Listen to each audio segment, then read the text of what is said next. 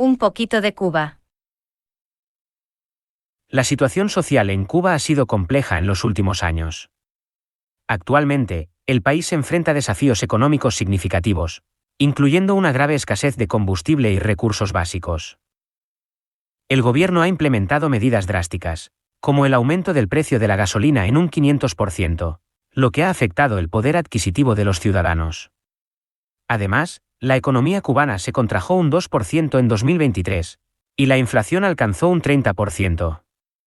El malestar social ha crecido debido a estas dificultades económicas, y las protestas que ocurrieron en julio de 2021 reflejan el descontento de la población con la situación del país. Las autoridades cubanas atribuyen la crisis y la escasez al endurecimiento del embargo estadounidense, el impacto de la pandemia en el turismo y la inflación global. La renta per cápita es un indicador económico importante que refleja el nivel de vida de un país.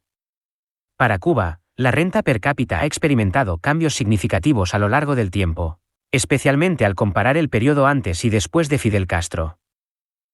Según los datos más recientes, en 2020, el PIB per cápita fue de aproximadamente 8,30 euros.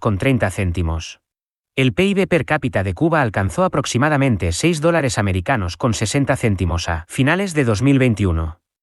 Antes de la Revolución de 1959, Cuba tenía un PIB per cápita similar al de España y era significativamente más alto que el promedio de toda Hispanoamérica. Durante el gobierno de Fidel Castro, el crecimiento económico de Cuba se estancó en comparación con otros países como España, que experimentaron un crecimiento económico considerable. Desde la era de Fidel Castro hasta la actualidad, Cuba ha enfrentado numerosos desafíos económicos, exacerbados por factores como el embargo estadounidense y la caída de la Unión Soviética, su principal apoyo económico durante la Guerra Fría. ¿Cómo ha cambiado la relación de Cuba con otros países hispanoamericanos en los últimos años? La migración de cubanos hacia otros países, incluyendo naciones hispanoamericanas, ha aumentado notablemente. Entre enero de 2022 y octubre de 2023, más de 420.000 cubanos fueron aprehendidos por la patrulla fronteriza de Estados Unidos, y muchos viajaron a través de países como Nicaragua. Hispanoamérica y el Caribe siguen siendo relevantes en el perfil de relaciones externas de Cuba. Las opciones de Cuba para construir asociaciones estratégicas son limitadas. La relación con China y Rusia ya ha alcanzado su punto máximo, y aunque México y la Unión Europea son socios potenciales, ambos presentan sus propios desafíos y limitaciones para asistir a Cuba. En las Américas se han evidenciado cambios políticos importantes, pero también una tendencia a la desestabilización, lo que ha afectado las relaciones interamericanas, incluyendo las de Cuba. ¿Cómo ha afectado el embargo estadounidense a la economía cubana? El embargo estadounidense ha tenido un impacto significativo en la economía cubana desde su implementación en 1960. Según datos del gobierno cubano, el embargo ha ocasionado pérdidas económicas superiores a los $147.000 millones. Este embargo, también conocido como bloqueo, ha sido una de las medidas más veces rechazadas en la Asamblea General de la ONU. El embargo prohíbe la mayoría de las exportaciones de Estados Unidos a Cuba, excepto medicinas y algunos alimentos, y extiende restricciones a las importaciones cubanas. Además, ha limitado la posibilidad de que empresas de otros países hagan negocios con la isla, afectando así su comercio internacional. El gobierno de Cuba ha presentado el embargo como una causa principal de los problemas económicos que enfrenta, incluyendo las dificultades que llevaron a las protestas de julio de 2021. La eliminación temporal de restricciones aduaneras a medicamentos y alimentos fue una de las respuestas del gobierno cubano para apaciguar el descontento social. ¿Cómo ha afectado el embargo a la vida cotidiana de los cubanos? Ha restringido el acceso a bienes y servicios, incluyendo alimentos y medicinas, lo que ha llevado al gobierno a eliminar temporalmente las restricciones aduaneras para estos productos. El endurecimiento de las sanciones ha impactado negativamente el consumo de las familias cubanas, así como las dinámicas de ventas y empleo en el sector privado. Ha agravado los problemas de abastecimiento de productos esenciales, reduciendo la disponibilidad financiera del país y dañando la vida diaria de la población. Un inciso en el camino, explícanos algo sobre las cartillas de racionamiento en Cuba. Las cartillas de racionamiento en Cuba conocidas como libretas de abastecimiento. Son un sistema implementado por el gobierno para distribuir igualitariamente alimentos y otros productos básicos que están en déficit de producción o con existencias limitadas. Cada ciudadano cubano o residente permanente en la isla tiene derecho a una libreta que establece las raciones subsidiadas que puede adquirir y la frecuencia de los suministros. Los productos se distribuyen en la bodega local, tienda especializada en la distribución de estas raciones, y, en el caso de la carne, aves o pescado, en la carnicería local. La libreta incluye productos como arroz, aceite para cocinar, huevos, frijoles, pan, pollo, café y leche en polvo. Anteriormente los paquetes eran más grandes y también incluían cigarrillos. Cada vez que una persona adquiere un bien, es anotado en su respectiva libreta por el administrador de cada local de distribución. Inicialmente la libreta contaba con un subsidio directo de la Unión Soviética, pero tras su disolución en 1991, Cuba dejó de percibir esos fondos, lo que dicha asistencia provocó una reducción progresiva de los productos subsidiados. ¿Cómo ha evolucionado el sistema de racionamiento en Cuba a lo largo del tiempo? El sistema planificado e intervencionista de racionamiento en Cuba, conocido a través de la libreta de abastecimiento, ha evolucionado desde su implementación en 1962. Es decir, Fidel Castro anunció la creación de la libreta de abastecimiento el 12 de marzo de 1962 como parte de una nueva política de economía planificada. Inicialmente enfocado en alimentos, con el tiempo se incluyeron otros productos como cigarrillos, fósforos y combustibles para cocinar. La libreta contaba con subsidios de la Unión Soviética, pero tras su disolución en 1991, Cuba dejó de recibir estos fondos, lo que llevó a una reducción progresiva de los productos subsidiados.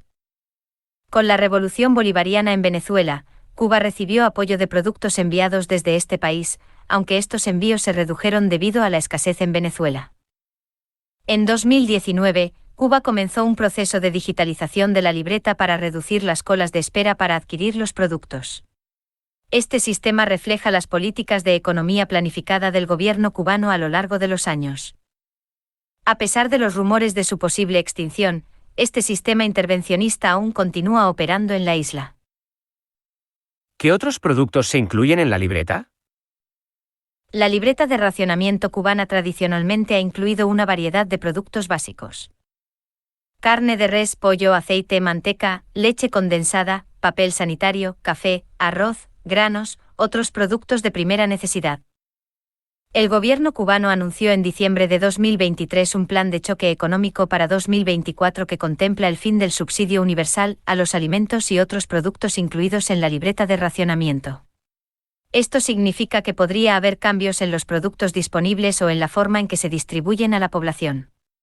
El objetivo expresado por el gobierno es pasar a subsidiar a personas y no a productos para lograr un esquema más justo y eficiente.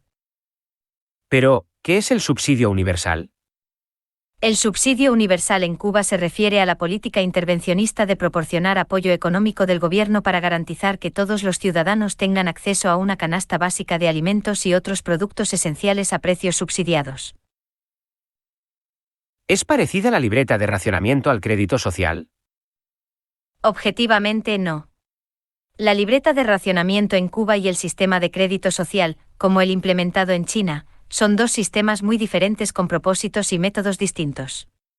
Es un mecanismo de distribución de alimentos y otros productos básicos que se encuentran en escasez. Está diseñada para garantizar que todos los ciudadanos tengan acceso a una cantidad mínima de estos productos a precios subsidiados. Por otro lado, el sistema de crédito social en China es un sistema de calificación que busca monitorear y evaluar el comportamiento de los ciudadanos y las empresas en varios aspectos de la vida social y económica. Este sistema asigna puntos en función del comportamiento y puede recompensar o penalizar a las personas según su puntuación, afectando su acceso a servicios y oportunidades. Pero sí subjetivamente. Se puede decir que ambos son sistemas de control, política y economía planificados e intervencionistas. ¿Qué problemas tiene Cuba con el agua? ¿Cómo funciona el agua potable en Cuba? La escasez de agua afecta a cientos de miles de personas en todo el país, y la situación podría empeorar debido a la sequía, las averías en la red de suministro y el mantenimiento. ¿Cómo ha evolucionado el acceso al agua potable en Cuba a lo largo del tiempo? A lo largo del tiempo se han enfrentado problemas como la distribución heterogénea de los recursos hídricos, el estrés hídrico moderado y la baja eficiencia en el uso del agua. Inicialmente el sistema de distribución de agua en Cuba garantizaba un acceso relativamente amplio a agua potable. Sin embargo, la infraestructura ha sufrido debido a la falta de inversión y mantenimiento, lo que ha llevado a pérdidas significativas en las redes de distribución y consumo. Más de 300.000 cubanos continúan sin acceso a agua potable, y la cifra es insuficiente si se compara con todos los afectados que tiene el país. La situación del agua en Cuba requiere una gestión eficiente para garantizar la seguridad integral y alimentaria. ¿Cómo funciona el sistema de saneamiento en Cuba? La mayoría de la población cubana utiliza fosas y letrinas para la evacuación de residuales, lo que representa aproximadamente un 42,6% de cobertura. Esta situación añade dificultad al servicio de saneamiento. ¿El agua de Cuba como bien natural es de Cuba o pertenece a alguna corporativa extranjera? El agua en Cuba como recurso natural es de dominio público y está regulada por el Estado cubano. Esto significa que el control y la gestión del agua, tanto superficial como subterránea, son responsabilidades del gobierno cubano.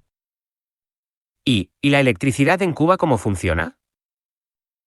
Según la información más reciente para 2024, se ha anunciado un incremento del 25% en la tarifa eléctrica para aquellos clientes que consuman más de 500 kilovatios mensuales. Este cambio tiene como objetivo estimular el ahorro de electricidad, ya que el sector residencial ha sido responsable del 61% del consumo eléctrico. A pesar de una demanda baja de 1.800 megavatios y de que todo el sistema eléctrico está en servicio, la producción de energía llega apenas a los 1.874 megavatios. Esto indica un déficit en la generación de energía que podría alcanzar un nuevo récord para 2024. ¿Cómo ha evolucionado el sistema eléctrico en Cuba a lo largo del tiempo? La electrificación en Cuba comenzó en el siglo XIX con la proliferación de empresas eléctricas. Después de la Revolución de 1959, el gobierno nacionalizó todas las empresas eléctricas y comenzó a expandir el acceso a la electricidad como parte de sus programas de desarrollo social. Tras la caída de la Unión Soviética, Cuba enfrentó una grave crisis económica en los años 90, conocida como el Período Especial, que afectó severamente al sistema eléctrico con apagones frecuentes. En respuesta a los problemas de suministro, el gobierno lanzó la Revolución Energética, en 2004, enfocada en la eficiencia energética y la diversificación de las fuentes de energía. El sistema eléctrico nacional sigue enfrentando desafíos técnicos significativos, con infraestructura de generación termoeléctrica colapsada por más de 40 años de operación y falta de mantenimiento capital. Desde 2014 el gobierno está anunciando estrategias para aumentar la participación de fuentes renovables en la generación eléctrica, aunque el progreso ha sido lento e inapreciable. Actualmente el sistema eléctrico atraviesa una tensa etapa, marcada por la rotura de varias termoeléctricas de alta generación y la falta de combustible. Un poquito de Cuba. Nos seguimos leyendo, escuchando y compartiendo. Sencillez y orden.es. Les sugerimos entren a las siguientes plataformas tecnocientíficas activas de ámbito internacional: radiosapiens.es y revistanube.com. Actualidad y máximo rigor científico, cultural y divulgativo.